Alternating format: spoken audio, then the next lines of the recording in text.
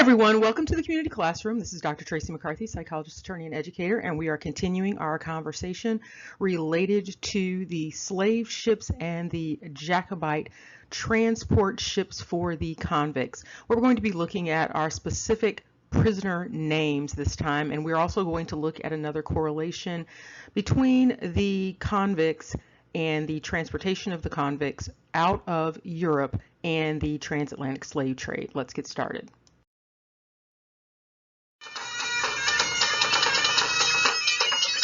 And as always, if this appears on anything other than Dr. Tracey McCarthy, it is stolen and unauthorized.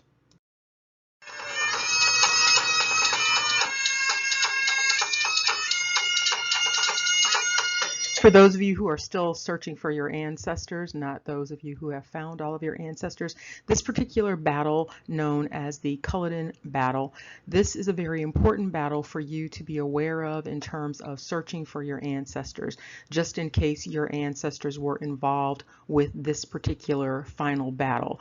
And as you can see here, on 16 April 1746, the final Jacobite rising came to a brutal head.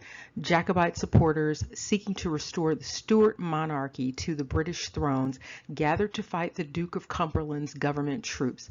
It was a last-ditch effort on British soil, and in less than 1 hour, around 1,500 men were slain, and more than 1,000 of them were Jacobites.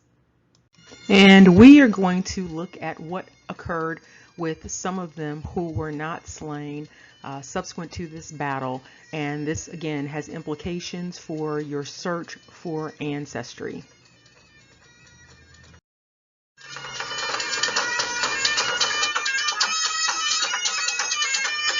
Depending on the origins of your surnames for your family, you are encouraged to look outside of the United States in terms of archives. And so if you know that you have a last name that is French in origin, you want to start looking at some of the archives in France. If you have a Spanish surname, you want to start looking at some of the archives in Spain. Similarly, if you have an Irish last name, Scottish last name, English last name, you want to start looking at some of the UK archives. So here we have the list of rebel prisoners related to this battle, and you can see here the rebel names. You can see the full name, so you can search here. You can see Donald McDonald, you can see Robert Taylor, you can see the full names here, and you can also see the rebel designations. If your ancestors are on here, you can also see their military rank, so you see major, captain, privateman.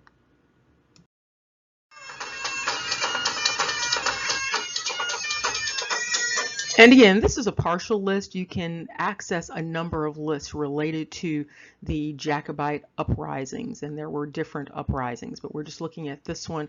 And you can see here the names Hugh Cameron, Donald McDonald, John Cameron. So you'll see a lot of family members when you look at these lists. You see William Gray. Again, you can see the designations, and then you can also see the ranks of the individuals. You can see there's a surgeon's mate. You can see a private man. You can see an actual surgeon there. And so this list is, you can't see it as clearly as you're going to see it in just a minute. You'll be able to see the names very clearly.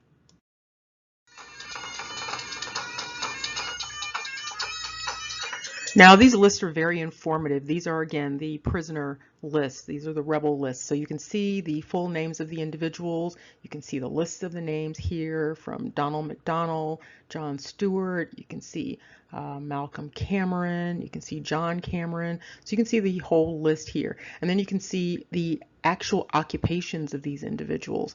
And so you can see one is a shoemaker. You can see where they are living. You can also, again, you can see the rank more clearly here because you can see there's a quartermaster, you've got captain, major, private man.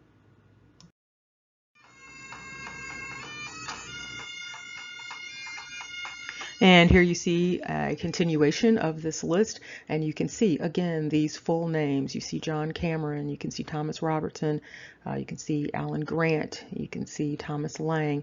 Again, you can see their designations, so this gives you a lot of information about these individuals, and then you can also see ranks in the rebellion.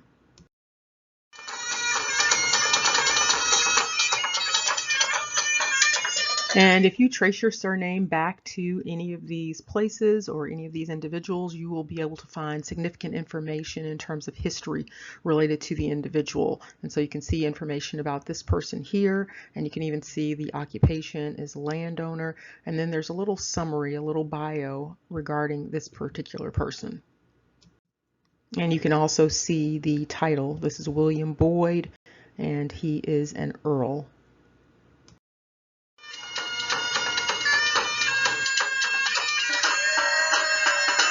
And here we have another individual, William Anderson, and you can see information about this person. This person was captured at Culloden 16 April 1746 and imprisoned.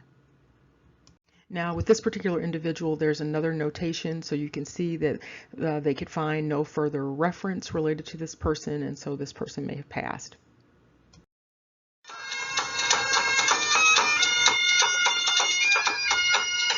And this one is important for individuals who come out of the Maryland area. And so you can see this individual's name is Andrew Brown. The person was a farmer, age 40 at the time. They were captured and imprisoned on suspicion. And so this is very helpful information. This person was transported on the Gildart, and we're going to look at some information on that ship, shipping out of Liverpool again, and this person arriving in Maryland.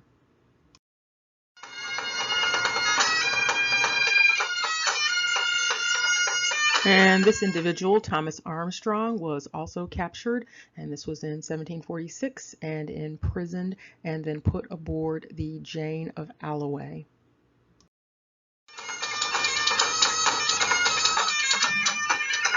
And then we have another individual, Jan Boy, who resided in France at the time, captured also and imprisoned, and was related to the French units.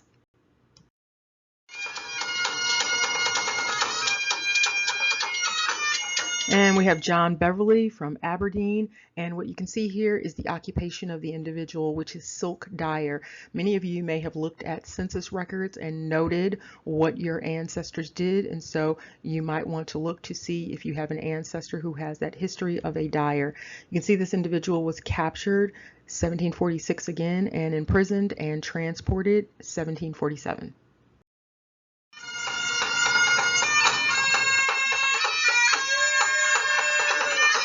And here again, we see this conflating of dynamics related to the transatlantic slave trade and the transportation of the convicts coming out of England. And you can see this individual is Alexander Buchanan, and you can also see this ship, the Gildart, and you can see that the Gildart is coming out of Liverpool, going through the Gambia, and then ending up in America.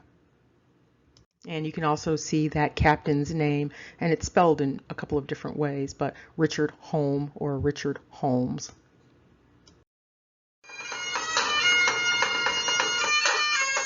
And this gives you a little bit more information on those slave ships slash prison convict leasing ships coming out of Liverpool. You can see that the vessel name is Gildart, but also the vessel owner is Richard Gildart. You can see that it was constructed in Maryland, and you can see the date of the construction.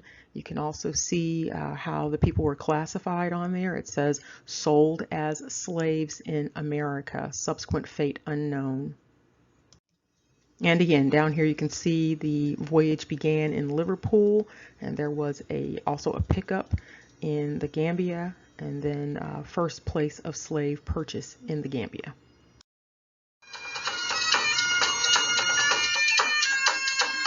And here you have similar itinerary information. For this one, you have going to Virginia and Maryland, and then the voyage circling back began in Liverpool, went to Africa, came to America, and then ended back up in Liverpool. And it's important to note that this voyage took well over a year to complete.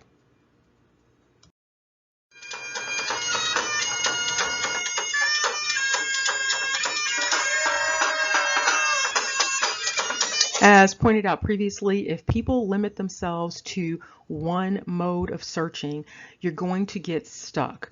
And what's going to happen is people are going to get either stuck in America or they're going to get stuck searching in Africa. There are other places that people came from. If you get stuck in a paradigm about the phenotype of the individuals that were coming from different places, you will get even further stuck. And so again, it's important to open up your mind, look at all of the different options. You can see that this is a very important dynamic that you need to be paying attention to. And it doesn't matter what race or ethnicity or phenotype you are from. There was a dynamic that was going on that was conflating the itineraries related to the transatlantic slave trade and the prison convict ships. Whatever you do, do not let other people define who you are or who your ancestors were. Remember, knowledge is power. Take care and see you soon.